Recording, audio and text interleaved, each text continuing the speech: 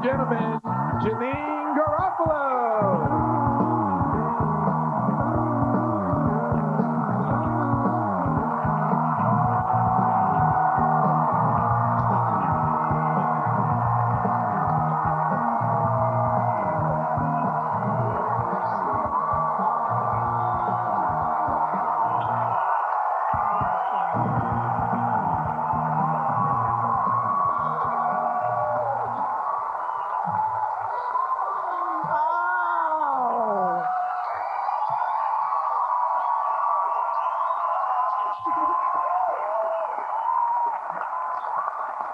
You are too good to me. You're too nice, and I thank you. Thank you. Thank you for coming. It's so funny the way when the man was speaking earlier and he was saying, New York City, she chose it. I live right down the street.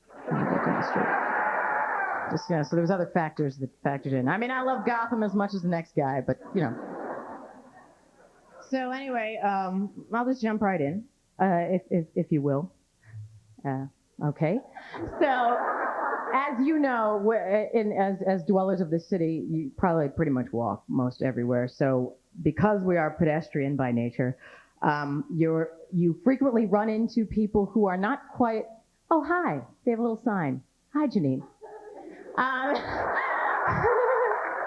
They went to the trouble of using a Sharpie on a piece of folded paper. And there's somebody holding up John 357 with an Afro rainbow wig. That's great. Okay, so you're walking in the street, and naturally you will encounter people that you know well, and then lots of times people that you don't know that well. They are perhaps a friend of a friend, or you met them at a party or something. So you have to do one of these while you're walking, if I may utilize my space here. You're like walking and you kind of see them and you're like, hey, how are you? Oh, are we stopping? You just have a, don't want that. And then you know that they're, do we kiss? Like is it one of those kind of things now, the cheek kiss, or are we there at that point? So the notebook, yes, as you know, Garofalo is a little forgetful. Has to bring a notebook between the NutraSweet and the Fen-Phen. I don't know whether to shit or wind my watch at this point. I gotta have a thing happening here because I don't want to forget what I want to discuss with you. I owe you that much. But let me ask you this though, first and foremost. Who's your favorite Spice Girl? Mine is Sporty Spice, and I'll tll you why.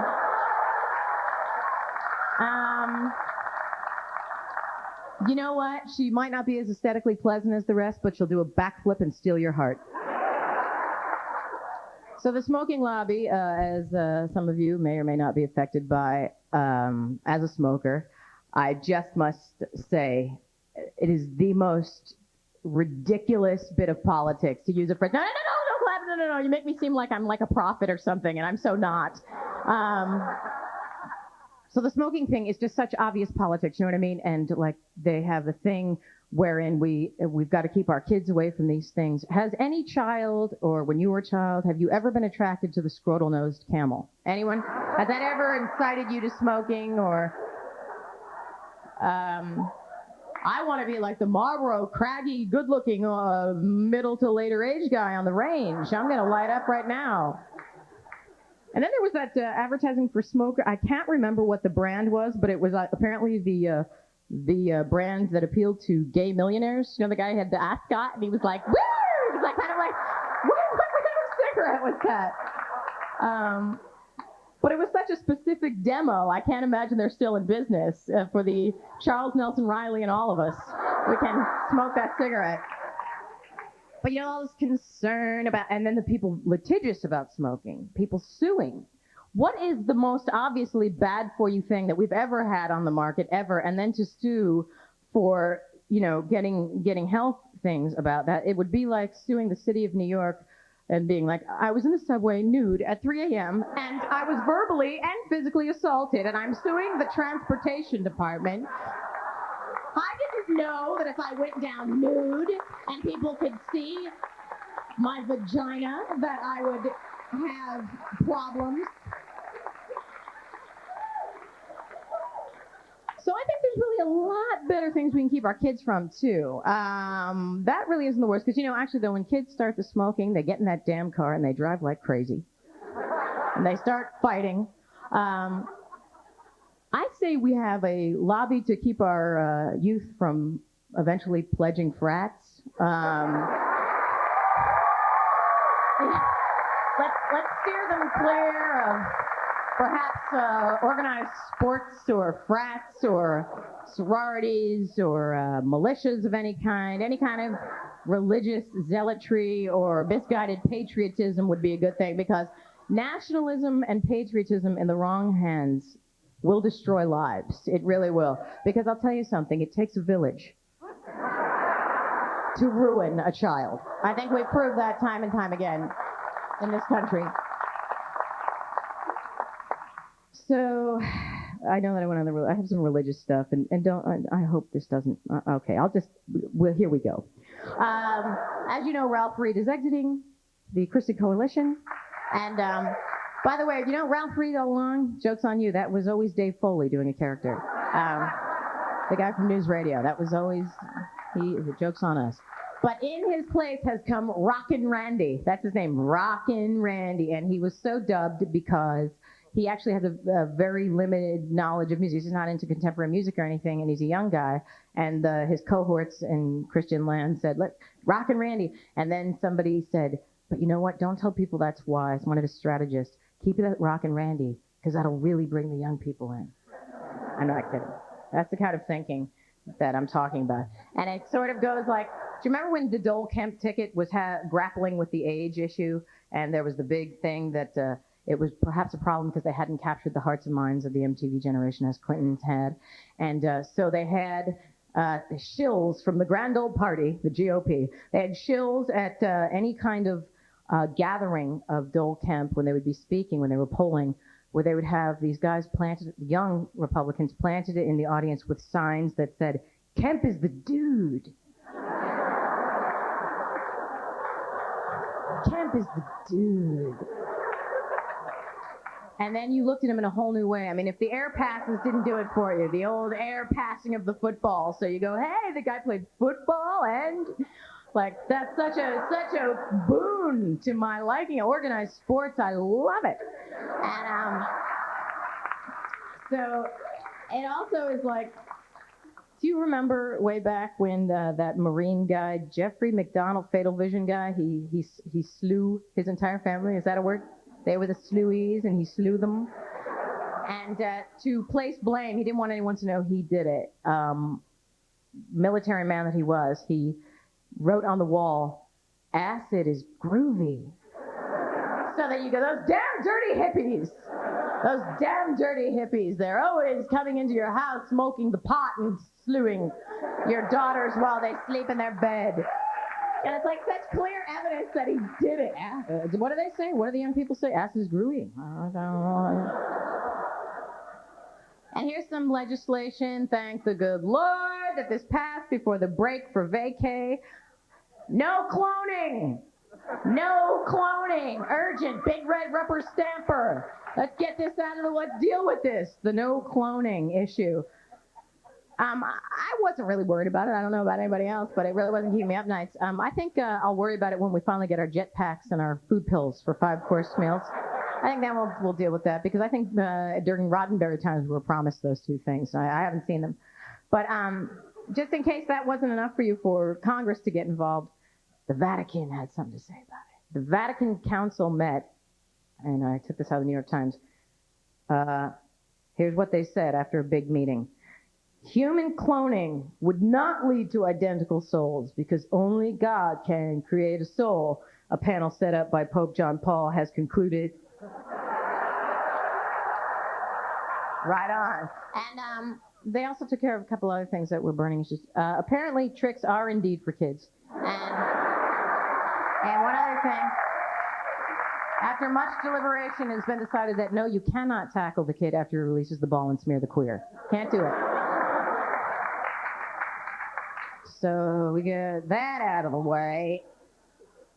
Now, let me ease you gently into this next piece.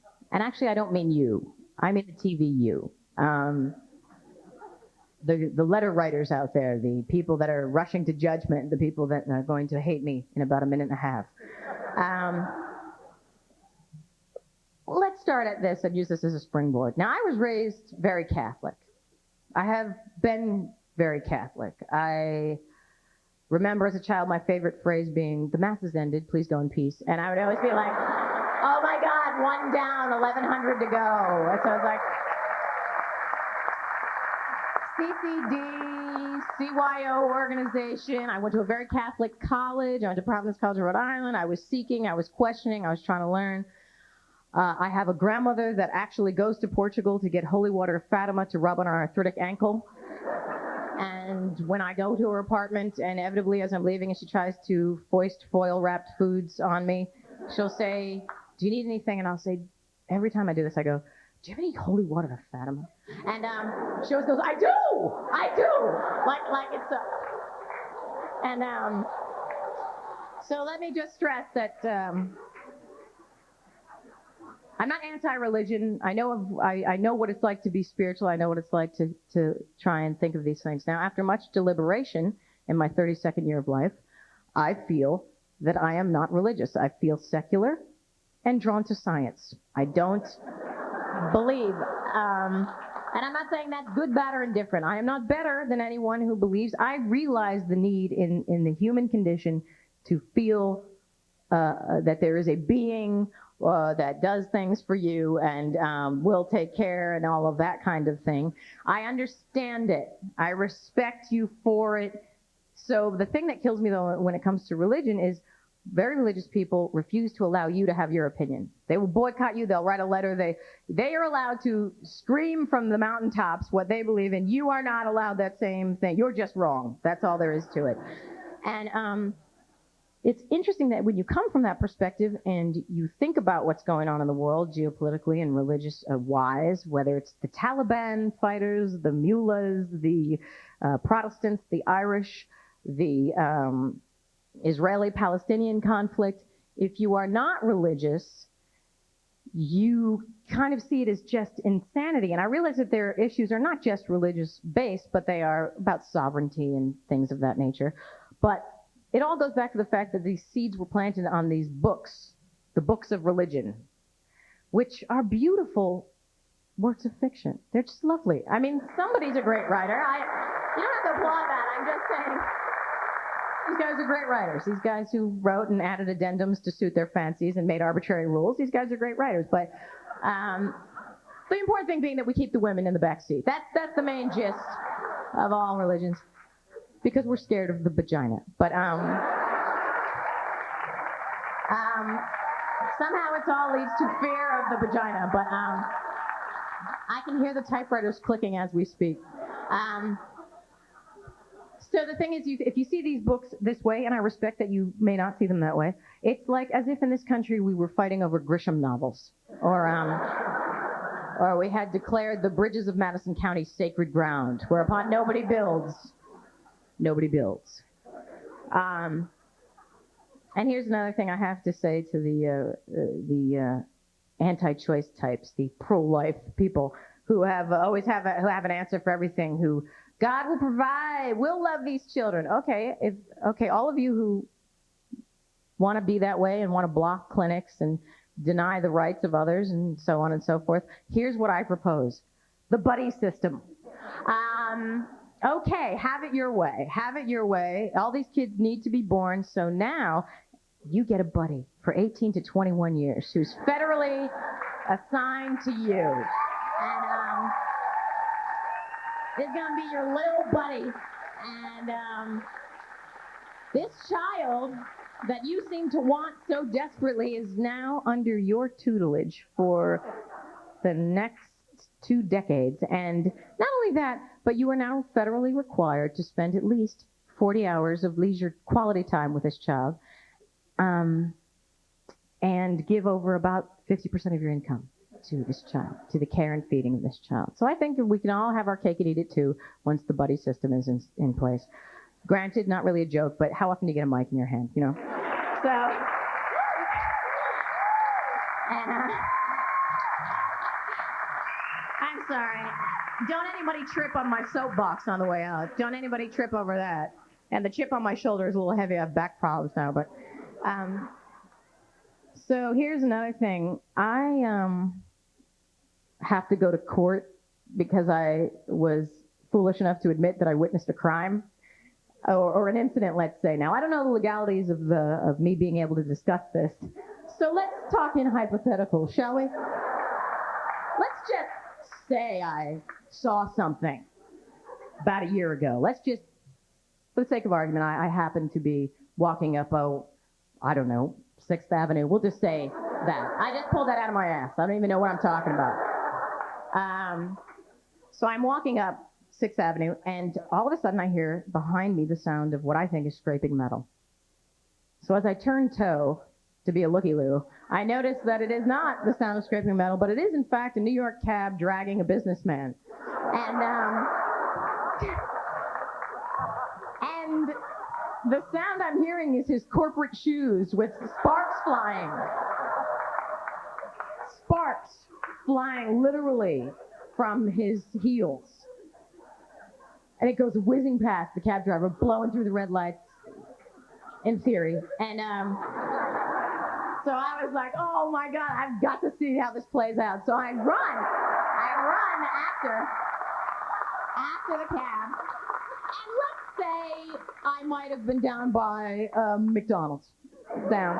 And let's say I see that the episode is drawing to a close because some cops have gotten involved, perhaps around Bed Bath & Beyond. I don't know. And so I'm standing there, and when I get there after seeing the businessman being dragged, get this, then I come to find I see the businessman sitting on a fire hydrant blowing on his feet. He's talking to ye old hot foot. He's blowing on his foot and yelling into a cell phone. And so he's blowing on his feet, intermittently chastising some, but his heads were going to roll, apparently. And his corporate shoes were on the hood of the cab, curled up like genie slippers. I swear to God, they were like Aladdin slippers. That's how bad the dragging was. So even the police were laughing. I mean, everyone was like, oh, seriously? And so the police person said, did you see this? And I went, oh my, did I see it? I ran the whole thing. And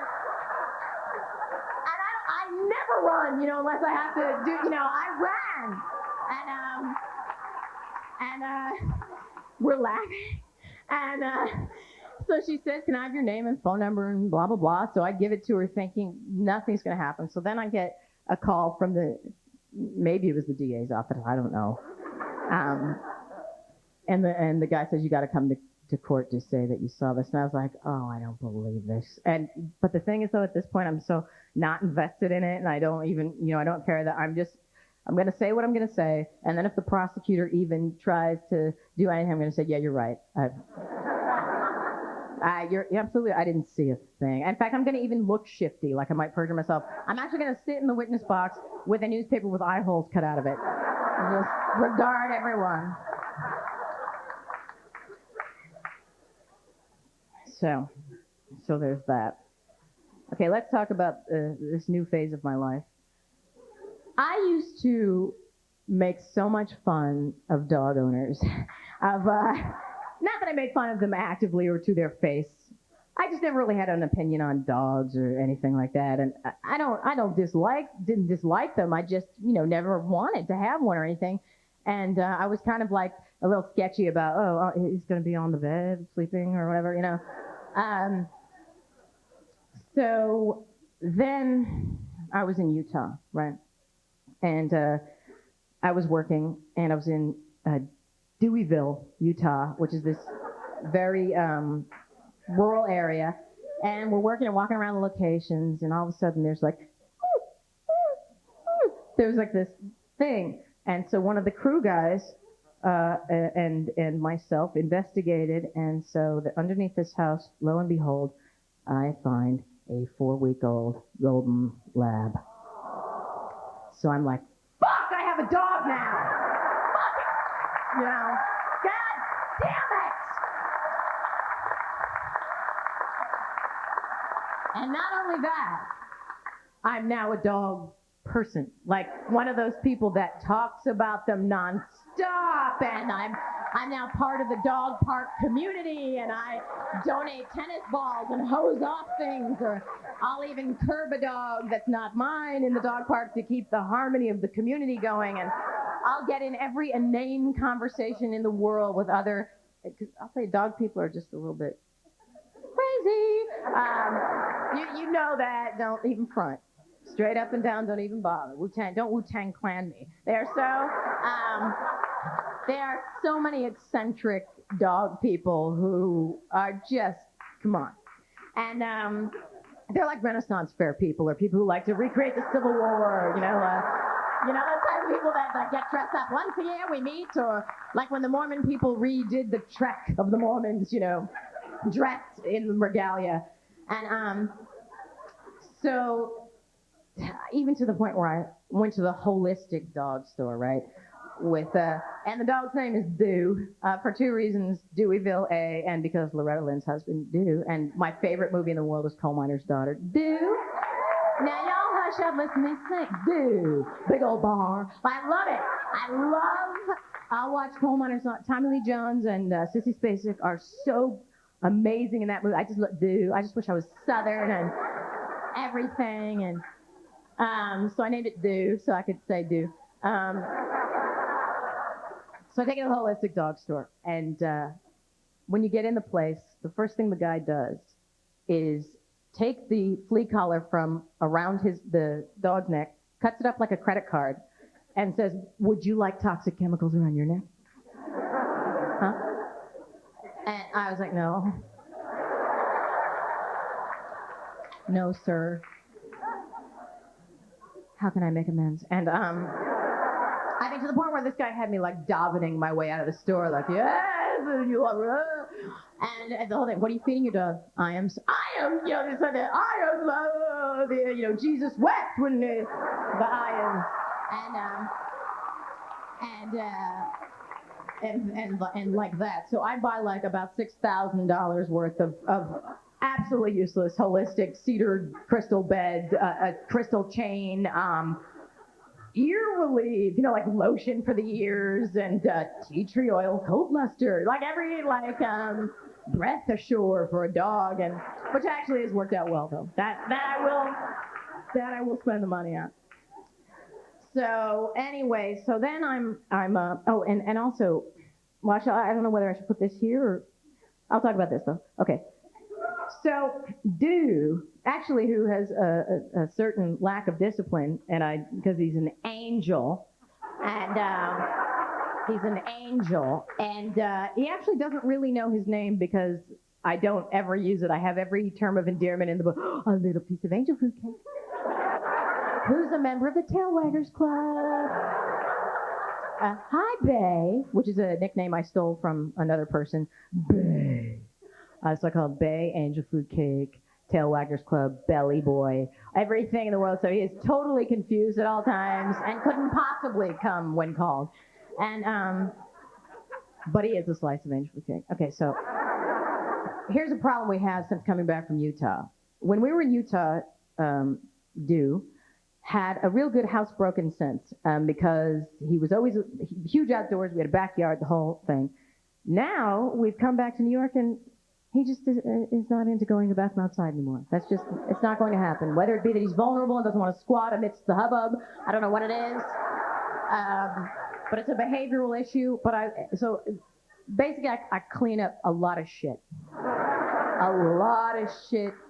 My carpets are horrifying. And now I'm one of those kind of dog people too. So like if I have friends over, it's smelly a little bit. Everything's covered in dog hair. I'm kind of smelly. I'm kind of doggy. I'm kind of one of those doggy people. That on the one hand bespeaks a casualness that is refreshing. But on the other, it's repugnant. So So we have that, and I've decided that the shit that I can't keep ahead of is a tangible metaphor for my life. It's just an overwhelming amount of shit that keeps coming and coming. You clean it up and it's not over. It's more and more and more. And okay. So then here's the story goes on from here. So then I go to another dog store to buy bones, carrot bones for Dew, because I heard they're good for his eyes. And I'm buying the carrot bones, and lo and behold, there is a very sick little dog, and it was just not healthy looking and shaky. So I have 2 dogs now, and I've got the 2 of them.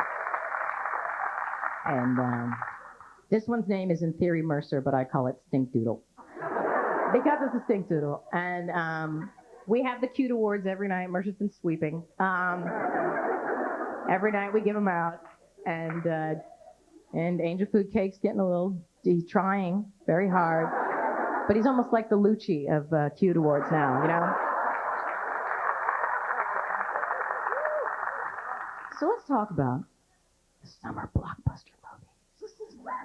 The summer blockbusters, which I think we all remember where we were when Rush Hour hit the water.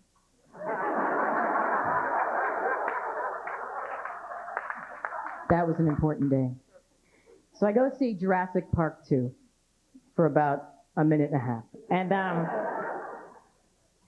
I had to start gathering my things when stock character number 23 presented himself.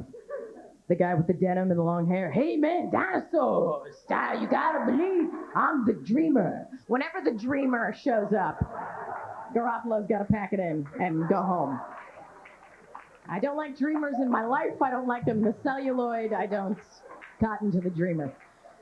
So here's the thing about when you go see blockbuster type movies, like Batman or whatever, and God bless the movie makers, and I know people love event films, and believe me, I in no way think that I make art. You know what I mean? Like, I'm not standing here going, hey man, when I got dragged by that dog on roller skates, that, you know, I still wake up in cold sweats over that, grinding my teeth to their nubs going, why did they make me do that? But anyway, so believe me, I'm not talking from a place of I'm all art for art's sake and commerce can go fuck itself. I'm just saying, you know, these blockbuster movies really do throw all dialogue and character arc out the window. I mean, it really is all about pleasing the masses, and the bewildered herd go because they can get a cup at Taco Bell that corresponds, and so the thing is, though, I've been known to go to some, and I went to The Devil's Own, actually, and I actually really like that movie, but it's a Brad Pitt movie, and this is nothing against Brad Pitt, but first of all, Brad and Gwynnie, why? Why? What happened? If you guys can't make it work, what hope do any of us have? I haven't felt this devastated since Krakow was left standing with his bike, and Jordan Catalano pulled away with Angela. It's not right. It's not right. So I go see The Devil's Own. Now, the problem with that being also a blockbuster is you have an idol in it, too, a young screen idol. I mean, Harrison Ford is an idol, too. I love Harrison Ford. But what you have is the idol of choice of, like, everyone, from people that are discerning to the gal that goes to Fanfare and Branson, or the person who wants the bold and beautiful autographs at the mall or whatever. Everybody's taken care of with Mr. Pitt. So the thing is, I go see The Devil's Own, and you now have to sit shoulder to shoulder with John and Jane Q. Public, which can be a little trying and toiling. And you also have to sit through the trailers that are aimed at that demo, right? So before The Devil's Own, there was about 6 trailers that were loud, and this is the gist, I think, of them all was Ed Harris had to wake the president. That was very important. The waking of the president had a lot to do with a lot of things that were going to blow up. And then you got your comedy trailer for that demo. So let me save you summer money. If you see in a comedy trailer, anyone go, "I love this job," and then followed by Louie Louie, Wooly Bully, or Moni Moni, don't go. Because you're not going to like it. In your action trailer, if anybody says, "I'm too old for this shit," followed by maybe Bad to the Bone as your music. I mean, if these writers aren't even going to try, who sits at their computer and says, "I'm too old for this shit," writes that down and actually thinks they can get away with that? So I'm watching these trailers for the Devil's Own with these people, and that's fine, and everybody's nice and blah blah blah. But I couldn't help overhearing conversations, and some of these teens who were just there because Brad's dreamy. What's this movie about? I don't know. I think Brad Pitt is an exchange student. I swear to God. And I think he sleeps with Harrison Ford's wife. And then they had that retro thing that comes on the screen. Let's all go to the lobby, and the hot dog backflips into the bun. And the voiceover said, "There's still 10 minutes to go to get some refreshments." And one of the teens goes, "That wasn't even 10 minutes long." And all of his cohorts agreed that was indeed fucked up. That's fucked up. Clearly that was not 10 minutes long. And I was not just doing a racist black scent right there. That was yet another white teen lifting black culture to increase their street cred. That was a white kid who said that. And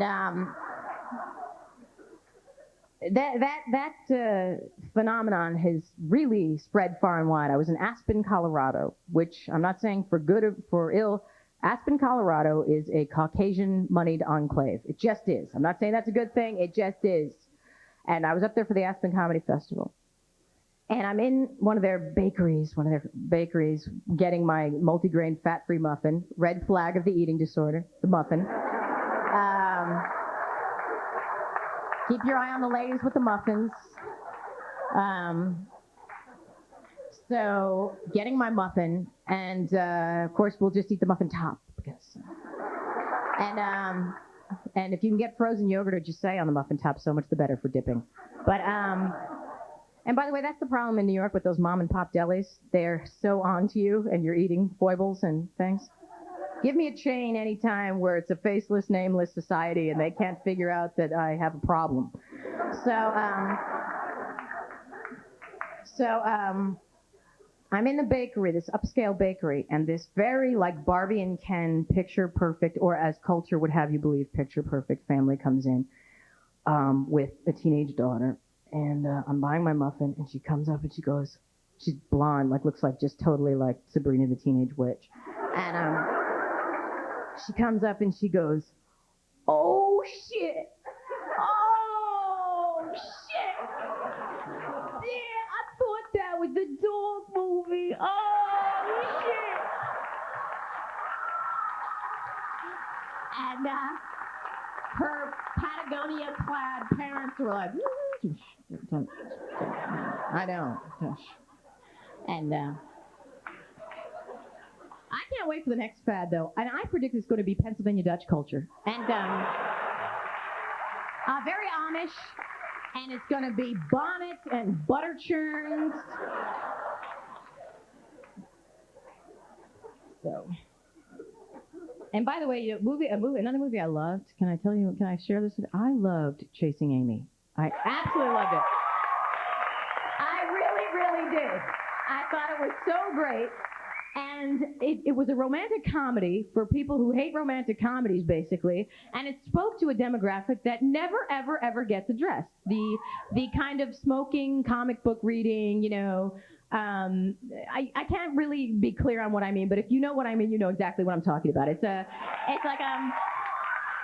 such a great movie, but here's the thing about that movie that made me weep. The scene wherein Ben Affleck, the dreamy comic book artist, stops the car and professes his love for Joey Lauren Adams, the baby voiced lesbian. And that's also my favorite. These male movies with the lesbians that look like that. Did you go to the Dykes on Bikes parade? I don't think so. Not a lot of Joey Lauren Adams walking around at the Dykes on Bikes. And I also went to the Dykes who love their dogs. And I'm not even gay. Yes, I can see how you'd make that mistake. And if I was gay, I'd be proud, proud, proud. You know who my favorite kind of gay is in the parade? The bantamweight Hispanic, who is frequently given to flights of fancy and drama.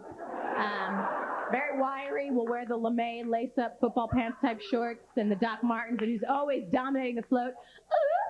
And I love every time the float stops. And they have to grab the pole and regain their composure. That's my fave. That's my favorite gay. When asked, that's my favorite gay. And then it was so funny because it was Gay Pride weekend, as you know, and I'm on, for those of you who are not familiar with New York, out in TV land, whatever, Christopher Street is a hotbed of gay activity. And it's a wonderful place to be. But I'm walking my dogs. All roads lead to my dogs, don't they? I'm walking my dogs at midnight because they go out for their final midnight walk so that I can sleep till 7. If they don't go at midnight, they get up at 5. So I'm walking the dogs, and it's like midnight on Gay Pride night, and everybody's just proud as punch. And there's so much activity. And then there's this one guy that drives by in a car going, "We're here! We're queer! Get used to it!" And I was like, dude, you are so preaching the converted. Who are you being? Why do you have a chip on your shoulder? You're on Christopher Street. You know, it was like so weird. And get used to it. And he was really nasty. And he's talking to like huge drag queens with feather boas coming out of their asses, you know. And so the thing about chasing Amy was, okay, so did I say this already, or did I digress? When Ben Affleck pulls the car over and talks to Joey and tells her how he feels about her, and I was like going, that will never happen to me. That will never, ever happen to me. And by the way, honesty does not work except for celluloid, so don't even try that. But to tell people that you like them will only serve to make them not like you. I mean, basically that's all that's going to do. No matter how much you like them, if they're going to give you a full disclosure, now they're not cool. You like me? Oh, like that. So even if it did happen to me, it can't happen to me, because if the cute comic book guy says, "I love you, and I'm better for loving you," or all this stuff, and then I would have to be like, well, you're just going to have to take me home because I don't respect you at all anymore. Be a man. God, be aloof. What's your problem? Don't call. You want me to like you? Don't pick up that damn phone. Don't. But everybody else seems to find a soulmate. Have you noticed that? Everybody else seems to be able to make it happen. And I'm talking about even people, okay, I can't make it happen, yet somehow Chang and Ang, the Siamese twins attached to the chest, and Stephen Hawking and the Shine guy, and then that kid who shot his face off, are all happily married and breeding. And I don't want to sound like a dick about this, but come on. I mean, these people have sex. And not only that, but Chang and Ang fathered like 9 and 10 kids apiece while being attached to the chest. So, and I know that the ladies, as a rule, are tolerant. I know this about the female sex. If they like the guy, they're tolerant, but we are really pushing the envelope here with Stephen Hawking and the guy who shot his face off, you know? And I'm worried because I have matronly upper arms, you know? I can't get intimate because I have matronly upper arms. And there's 2 kinds of women in the world, those with matronly upper arms and those with visible biceps, and never the twain shall meet. And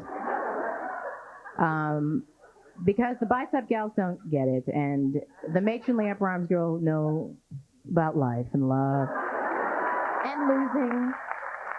And do you know how hot it has to be for Garofalo to go sleeveless? And why I'm referring to myself in the third person, which I've never ever done before tonight.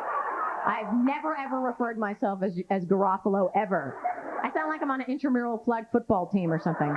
And I will wear a sweater or a sweat jacket or a long sleeve shirt until it's literally 110 degrees out. But and tonight I wore a short sleeve thing because it's really hot up on stage. But I'm telling you, it has to be extenuating circumstances. And I actually went sleeveless 3 days last week because you know how hot it was. Plus, I can't turn the air conditioner on in my apartment because Mercer has a chronic respiratory infection. And the air conditioner exacerbates that, so we sit around and sweat a lot. Okay, here's the other couples that I'm concerned about. Not concerned about, just that I gave one pause. Gave me pause. You kind of go to any touristy type place, whether it be Times Square, Disney World, Branson, any of these places that maybe suburbanites might go or something. And you see these couples who are like wear matching shirts or maybe jackets, and the guy usually has like achy breaky hair, and the woman inevitably has that kind of blondish perm with the crispy bangs. They both have crispy hair problems. And all I have to say to those people is, Nexus, size of a dime. What does it take, really? Brother, just leave it in. And so anyway, so I happened to be in Times Square last Christmas, and it's very touristy, as you know. And I'm walking behind a couple with the matching silk jackets that say "Grease" on them, and so the woman says to her betrothed or whatever, she says, "Hey Ray, I just gave that hobo a quarter." A hobo, a real live New York hobo. Can you believe it? And I just wanted to say, well, you know, actually it's 1996 now. You know, it's just last year. Politically correct term is boxcar Willie. That's what they're comfortable with. Is the boxcar Willie. And you know what? He's going to take that quarter and go right back to his Hooverville and eat a can of baked beans out of that kerchief on a stick that he's got. And also in the couple thing, here's another thing. We all have in our peer group a couple wherein the man who's dating a woman is clearly gay. I'm not saying it's a bad thing. I am not a gay basher. I am just saying, you know what I'm talking about. There is one guy who you dine with and who you see regularly with the girl who's been your friend since college. Let's just say hypothetically. And he is clearly gay. Again, you say, now, what brought them together? What are the issues? That's what I can't get my mind around. Get them a magazine rack, because they've got a lot of issues. That is where the woman is comfortable with that, and he's comfortable with her, and what's going on. And then there's the clearly gay guys, like your Lord of the Dance, and your Michael Crawfords, your Andrew Lloyd Webbers, and the giveaway is always that Siegfried and Roy fashion sense that they have. The oils, the leathers, the Loverboy headband, all of that. Fluffed hair, it's fluffed and folded. Hey, who wants to hear the stories about my ruptured ovarian cysts? It's great. It is a story that has been passed down from generation to generation, and we love it. So here's the story. I was looping a film, and I sneezed and passed out. And they thought I had appendicitis, so they took me to the hospital. But as it turns out, I had ruptured a series of ovarian cysts that, unbeknownst to me, were residing in my area. And as you know, if you've seen me work before, I still have the don't ask, don't tell policy with my vagina. I don't bother it. She minds her own beeswax. I stay up here. And she doesn't sass me. No back talk, none of that. She's not flippant at all with me. So we had to find out about my cysts by having a very thorough exam by the gynecologist. Again, another cure for hubris if you're suffering from that. And whilst he's down there, he peers up from between my knees and goes, you know, my wife and I love you on the Larry Sanders Show. And I was like, that's so great. And now I think you can enjoy it on a whole nother level, you and your wife. And with that, I left the office. And the thing is that I've noticed is that I get recognized rarely, but only at inconvenient times when it would be not good to be recognized. There is whenever I'm coming out of a public restroom, usually Starbucks, go figure. I don't know why, but inevitably someone will be like a fan out of the restroom.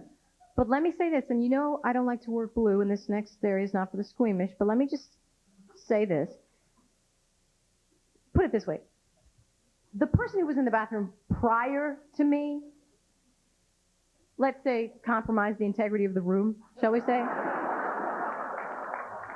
Kind of had their way with the bowl. And hey, man, I know the stall, she is a harsh mistress sometimes. I know that. I'm no stranger to the fight, but it's not me, you know? And so it's like the person ahead of me who shows no respect. And I'll come out and the person's about to go in and I'm just like, oh man, because you know they're going to say, I saw that girl, I don't know what her name is, but that girl, she's but that whole thing, and be like, something that you know that they say that's gross, and as gross as this whole bit is, why I even go to this, I don't even know, but so, and also in Starbucks bathrooms, it seems to me people are just going insane in there, like, woo! Ripping shit out of the wall and kicking over the cans and moistening the tiles in some way, and so when I know somebody has recognized me, I will tidy up when I'm in there.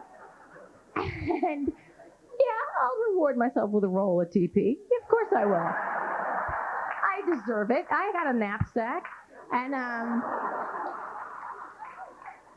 but one time when I did buy the 8-pack, because I always forget to buy. That's the thing, is I don't mean to steal it. I just keep forgetting. I keep procrastinating it. I am like king procrastinator. I actually wrote down this set at about 3 o'clock today. And I had like 19 weeks to prepare. And last night, I actually reread a book that I read once and wasn't even that pleased with, just to not do this. And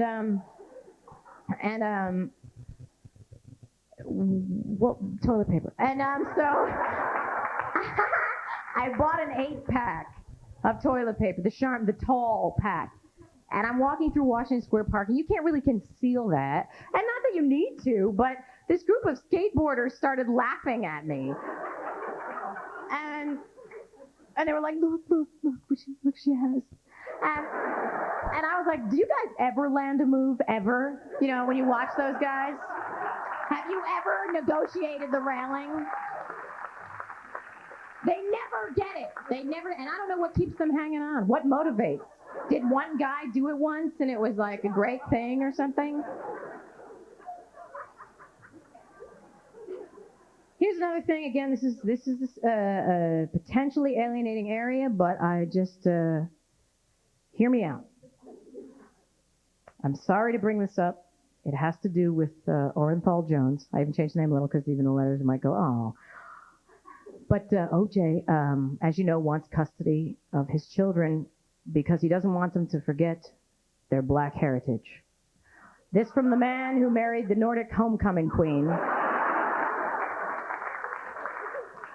And he wants them to reside in Brentwood, which, if you've ever been to Brentwood, California, it is the most culturally rich ethnic soil, from the Living Well Lady Spa to the California Pizza Kitchen. It is just, you know, Harriet Tubman actually just added a stop on the Underground Railroad there.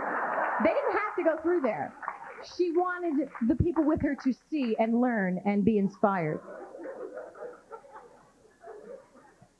And here's another thing. I love Fred Goldman. I honestly do. We all do. We all do. Now, having said that, the Dudley Do-Right mustache. Fred, we love you. That's not what we're talking about. What we are saying is, or what I am saying is, I just expected him every day to show up with some frosty mugs. You know what I mean? just for everybody, addressing the jurors by name. First, say, how are you? And then photos of bare-knuckle boxers behind them, you know. I lived in Ireland for 3 months, and it was one of the greatest experiences I've ever had. Everything people say about Ireland is true. It is magic. It is magical. I woke up every morning to find candy in my shoes and underwear. I don't know where it came from. My shoes were cobbled, and my hats were blocked. I don't know. And, I mean, it was so fantastic that by month 3, I was like, not another goddamn rainbow. God damn it. I don't want to be feeling good today. It was just incredible. And it's just everything everyone says it is. I was doing a movie there, which doesn't have a title, but it's coming out in September without a title. But it's the one with me and Dennis Leary in Ireland. That'll be the one that it is. And, I'm not saying you have to go. I'm just saying it'll have a title, but I can't tell you what it is. And Milo O'Shea's in it. So you see Irish people? That's probably what it is. And so I was there, and I couldn't drive there because I can't make that other side of the road thing happen. And so I had a Scottish driver, this Glasgowian, who I never understood a word he said for those long treks through the country. It was just purely like, and I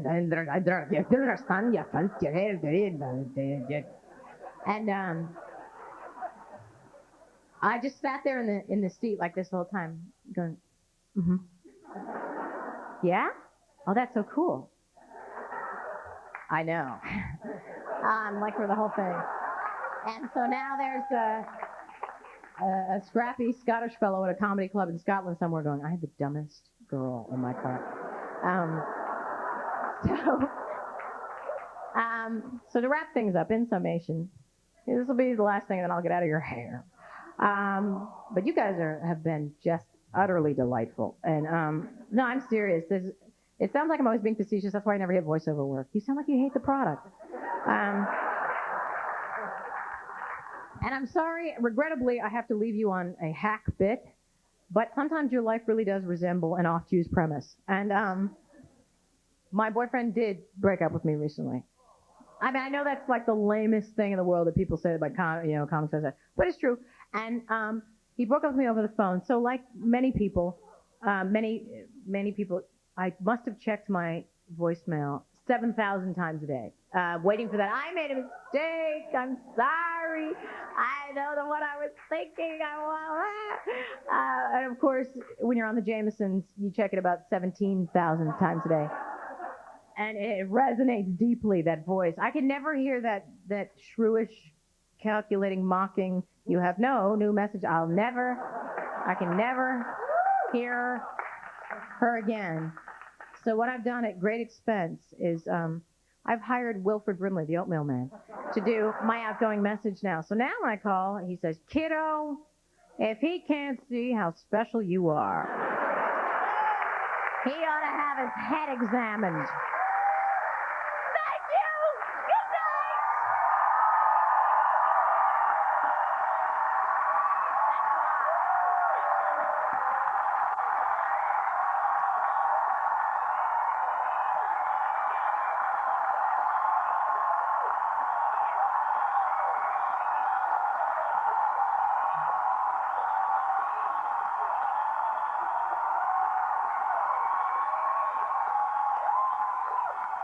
Thank you very much. Thank you. I am Eugene Trubik. This is Eddie Foy from the Pantager School of Canine Development. And our method is a twofold method. First, we teach the animal to be a loving, giving companion. Yes. And then... And then we teach him to be a mindless, chaotic killing machine. We'd like to show you what they can do. Okay. Martha? Tibla! Das ist schlecht. We gave them the standard Johnson O'Connor aptitude test. And we found out very early on that this one is severely functionally retarded. Oh. And the big one here seems to have a modicum of aptitude. Great, for what? Agribusiness. Das ist eine schöne Hund. Good dog, yes. Good dog, yes. And rock the cradle. Okay. Rock the cradle. Good dog. It's a lick of fire. Okay. It's a lick of fire. Fight it. Fight. Stay. Fight it. Do not move. Good dog. Stay. Good dog. Focus. Yes. Focus. And up. And up. And up.